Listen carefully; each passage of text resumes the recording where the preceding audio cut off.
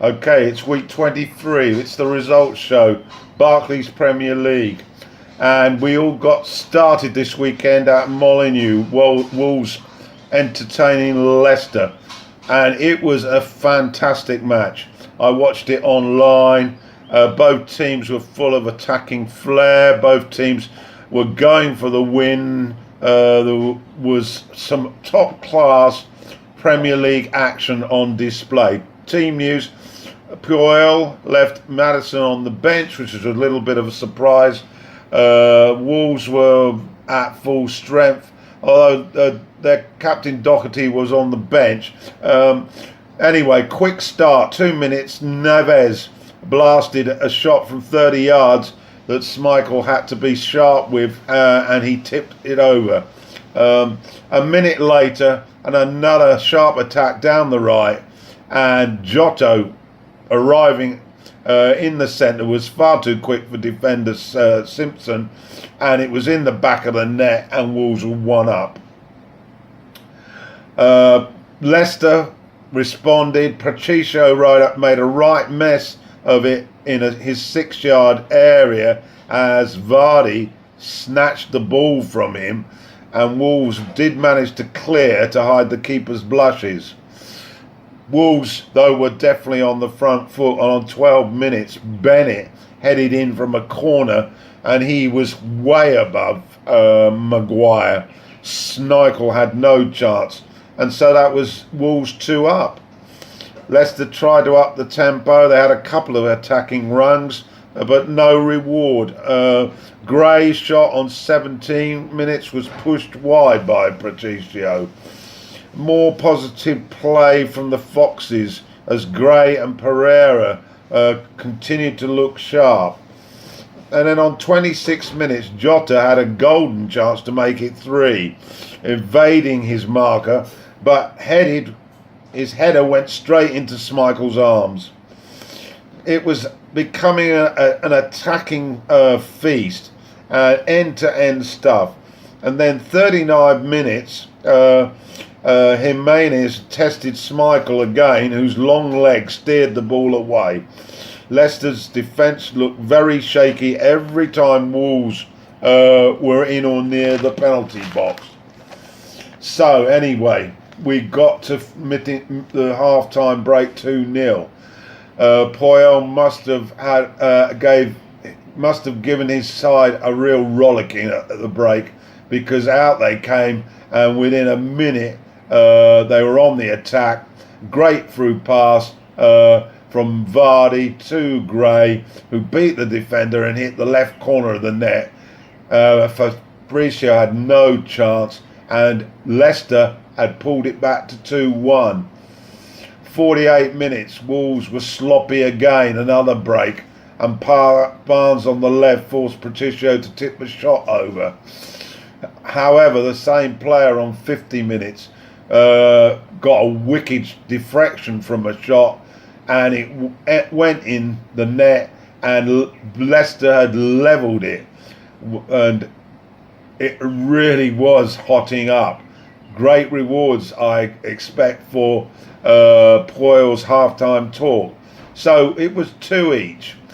What was going to happen next, as it was game on? 63 minutes, Neves' sublime 30-yard crossfield pass to Jota, who hit it sweetly through Scheichel's legs into the net, and Wolves were back in front 3-2. A few minutes later, and the Leicester's defence again under threat. Panic station. Schmeichel swats it away with first a hand and then a foot.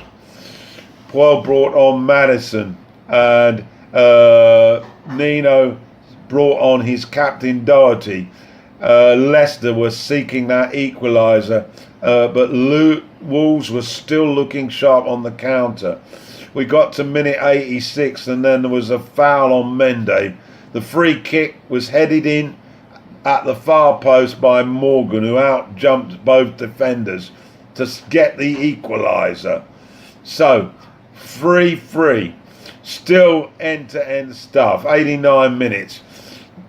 The last attack of the game and Jota managed to get the ball wide of, he pushed it wide of Schmeichel after a peach of a cross by Jimenez. That was Jota's hat trick, and Puyol's despair at viewing that fourth goal, as the final whistle happened very quickly after that. So Wolves had won a tremendous encounter by 4-3. So to Anfield, the league leaders at home to Crystal Palace. Milner was in, forcing Shaqiri to the bench. Keita was in midfield. Into the first half then. First chance for Liverpool. Van Dijk from a free kick, but it went out for a corner. 35 minutes. Palace on the break. Zaha beat his man, got to the byline. Great pass into the penalty box area, and Townsend struck with his left foot. In it went. Palace in the lead 1-0. After that, we had an incident with some fisticuffs where Salah tried to get a penalty. He clearly had dived, but nothing was given. And anyway, we got to the break with Palace in front. However, it didn't take long. 46 minutes, a poor clearance by the defence, and Van Dijk's shot ricocheted over the defensive line. Salah, anticipating it, flicked it in for the equaliser. 7 minutes later, Firmino clips the ball wide of the Palace keeper, and Liverpool were back in their comfort zone, 2-1 up. Palace's response was good, and on 65 minutes, Tompkins headed in from a corner, so it was 2-2. Then Spurino, who was in for Henderson, made a real mess of a Milner cross, and Salah, following up, made sure that the ball crossed the line. So on 75 minutes, Liverpool were back in front. Milner managed to get himself sent off for a second yellow. Both offences were against Zaha, and the second challenge was crude, to say the least.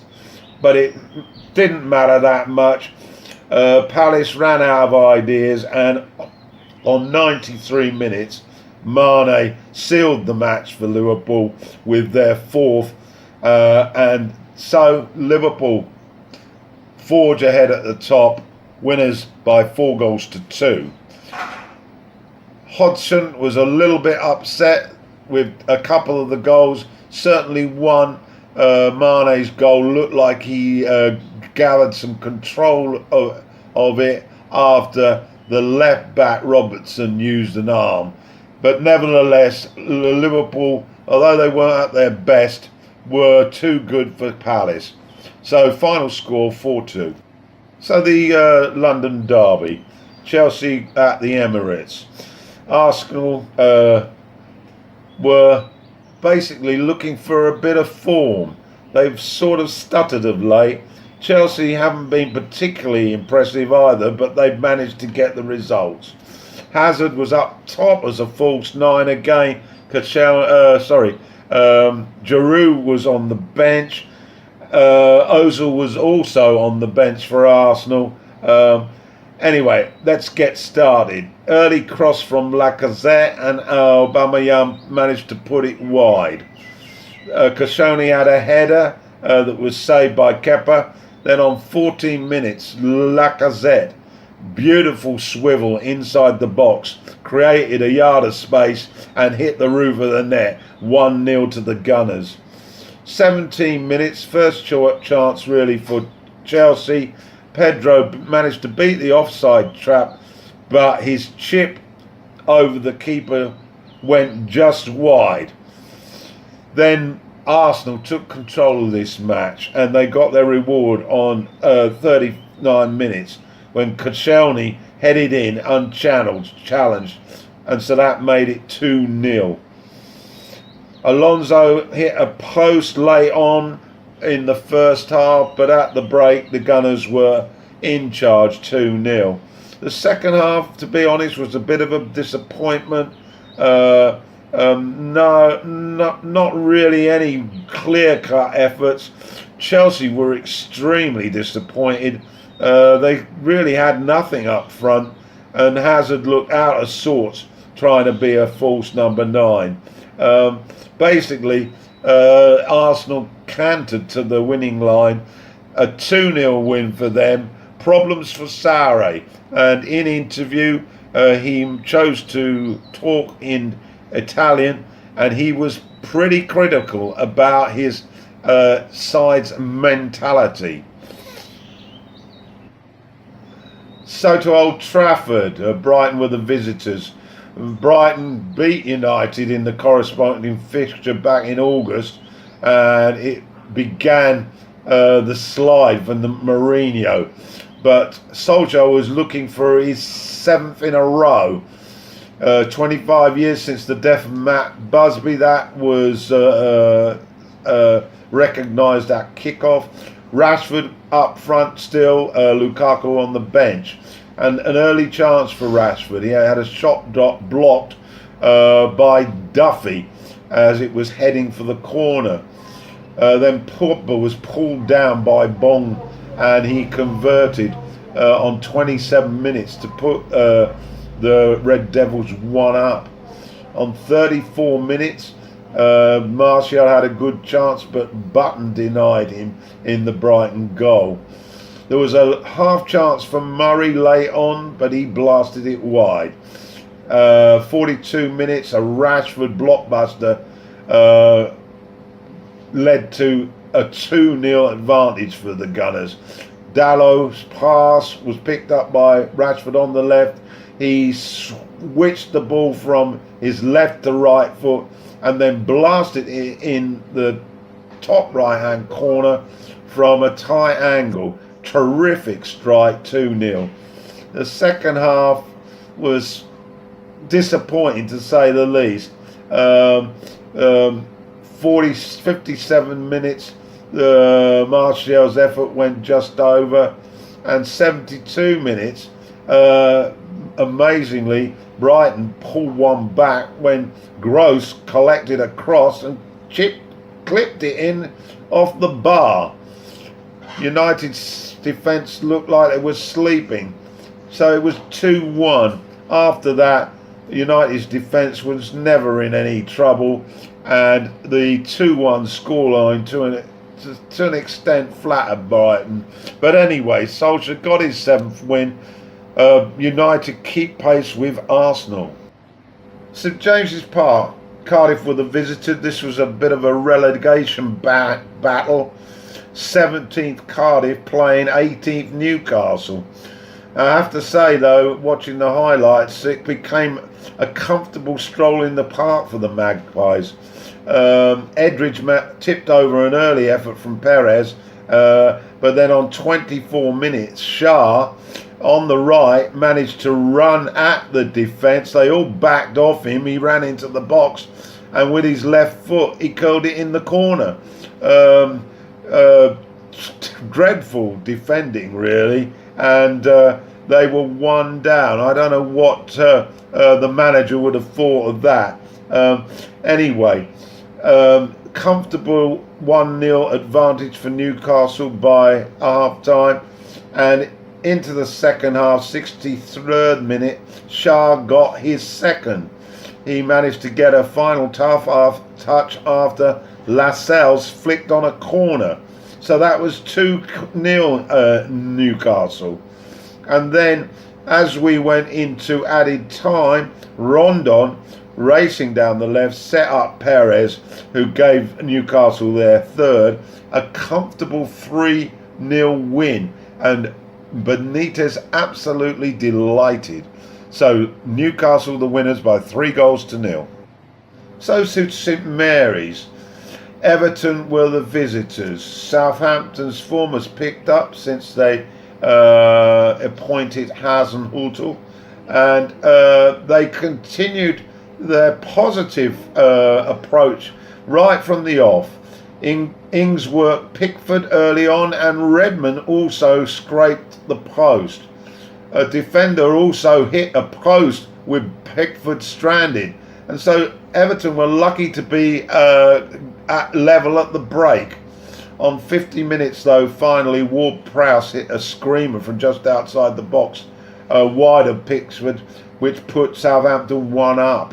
64 minutes, Redmond's spectacular shot hits Dagger, and he tackles, and it's wide of Pickford in the corner for 2-0. Sigurdsson scored a late consolation for Everton, but although they were struggling a little at the end, Saints hung on for the 4th win from Husenhuddle. Big problems for Marcos Silva, I think, Everton. Their form has dropped off dramatically. Final score then, Southampton 2, Everton 1. The Vitality Stadium, Bournemouth at home to West Ham. Bournemouth desperate for a change of fortune.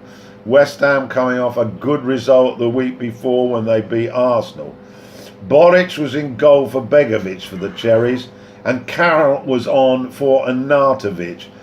This idea of him going to China affected Pellegrini's selection, and so he didn't even travel. An early chance for Brooks, who headed wide, and Nasri at the other end had an effort just wide. That was about it for the first half, a very disappointing half of football. But into the second half, a couple of good reaction saves from Fabianski, and then Carroll managed to sky it over from 2 yards out.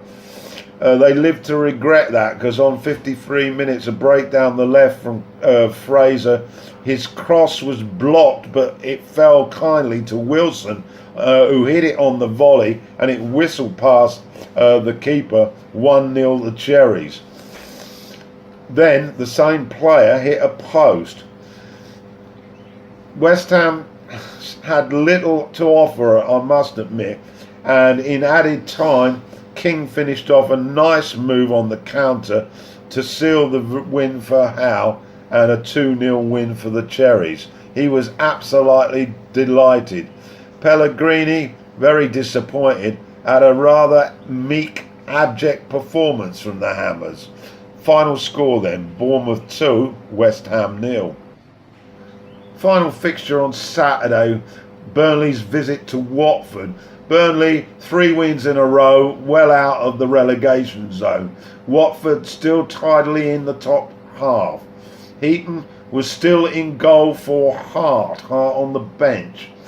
First half efforts, well, Deeney put the very quick Delafeu through, but Heaton managed to block the effort. At the other end, Barnes had a header which was saved by Foster. In fact, it was a good day for both keepers, Heaton and Foster. 38 minutes, Barnes again missed a sitter from 3 yards, but then Heaton again saved well from a Deeney effort. The second half was rather bereft of any clear-cut chances.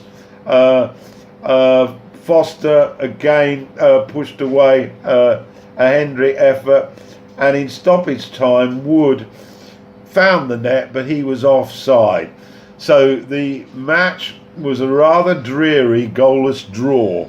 Both managers quite happy with that, I'm sure. So to Sunday's games, and we start at the John Smith Stadium, Huddersfield at home to Man City. Now, David Wagner parted company with Huddersfield in the week, but the fans showed their appreciation for his efforts, and they have been considerable getting Huddersfield into the Premier League and getting them into their second season. Anyway, with all that behind us, the temporary coach Mark Hudson made 6 changes for the Terriers. For City, Aguero was in for Jesus. He scored 7 goals in the last 3 games, but this is how tough it is at City. He was sitting on the bench. Anyway, the game was a very predictable stroll for the champions. At 13 minutes though, Sterling was brought down in the box, looked to clear pen, but the referee must have been looking the other way. However, it didn't affect things too much, because on 18 minutes Danilo hit a fierce strike which clattered into Schindler and went in for a classic own goal. Absolutely no chance for Losel. Huddersfield managed to get to the break only one in arrears. Within a few minutes of the second half starting, 54 minutes to be exact. A great team into play by City. Ball went out to Sane on the left, and his fierce cross was headed in sharply by Sterling, and that was 2-0. A few minutes later, Sane added a third, latching on to a delightful headed assist from Aguero, and Sane's delicate touch was pretty good as well. So City up 3-0. There was a flurry of chances for Mounier. He hit one just wide, had a header saved by Edison, and then really missed the sitter, which could have made it a little bit more respectable. Anyway, after that, City slowed up, but they coasted to a 3-0 win. So the last game of this week 23 was at Craven Cottage, with Spurs the visitors. Sessegnon was on the bench for Fulham, and of course Spurs were without Kane, injured, and Son, who's on Asian Cup duty with South Korea. For Fulham, Ryan Babel, ex-Liverpool, was making his debut after being signed from Besiktas in Turkey. 17 minutes, Fulham on the front foot, and they had a corner, and the ball managed to hit Llorente's knee and went straight in the net. A very unfortunate own goal for the Spurs striker. He nearly made amends a little later with a header, but it was well saved by the keeper. Mitrovic got denied a goal, and Liverpool, but certainly Fulham were pressing hard for a second. He followed up a tremendous volley by Schürrle, but he was offside. So 1-0 at the break. Spurs struggling a bit, obviously missing those two key players, but on 51 minutes, a typical Ericsson cross to the far post was met by Dele Alli, and he connected with his head to level the match. After that, Rose cut in from the left and hit the bar. On 81 minutes, though, Llorente did miss a golden chance to put Spurs in front. Anyway, we were heading for the final whistle, and then a magnificent left foot cross, I believe from Rose, was met by Harry Winks running in, and his header flashed past Fabrizio, and Spurs had stolen the win by 2-1. So Spurs remain third. For any Palace supporters who may well be listening to this podcast, you will correctly want to point out to me that your team lost by 4-3. In my commentary, I concluded the game as a 4-2 win for Liverpool, and completely forgot about the very, very late consolation goal that made the final score 4-3. Okay, that's done it for this results show. I have to confess that my goal of the week, well, there were so many, but I'm going to give it to that sweeping winner for Wolves by Giotto, which completed his hat-trick. Fantastic piece of play. So that's it. Next week it's FA Cup, so we'll be back in a fortnight with another predictions show.